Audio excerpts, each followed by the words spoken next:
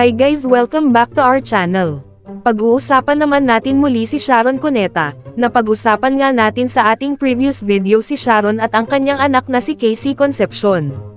Meron nga pong upcoming concert si Sharon kasama ang kanyang ex-husband at love team na si Gabby Concepcion na Dear Heart, at ito'y mapapanood sa Mall of Asia Arena sa October 27, 2023 at sana ay saportaan natin ito.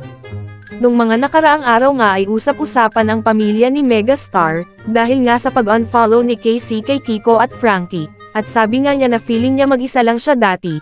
Ang sabi naman ni Sharon na choice daw niya maging independent at mag-study abroad pero welcome naman daw siya palagi sa bahay nila.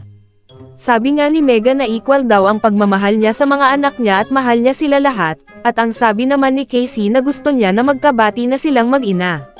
Umapela si megastar Sharon Cuneta sa mga bashers at haters na walang ginawa kundi makialam sa mga kaganapan sa kanilang pamilya.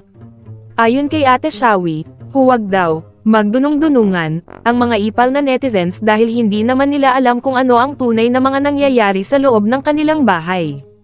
Sinagot ni Mega ang isyu tungkol sa pag-unfollow ng anak niyang si Casey Concepcion sa Instagram account ng kanyang asawang si dating Senator Kiko Pangilinan at ng isa pa niyang anak na si Frankie. Ang sabi ni Mega, yung mga nambabash sa amin na, yung mga, siguro gustong maging nanay ni Casey, o yung mga troll lang na walang magawa, o fans ng iba o fans niya na hindi nakakaintindi, huwag kayong magdunong-dunungan.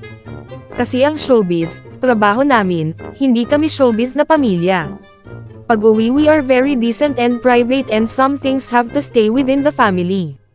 So you cannot expect me na saruan ko ang anak ko. I will never do that. Say pa ni Mega, kahit magkamali at makagawa ng kasalanan, tatanggapin pa rin niya ang mga anak.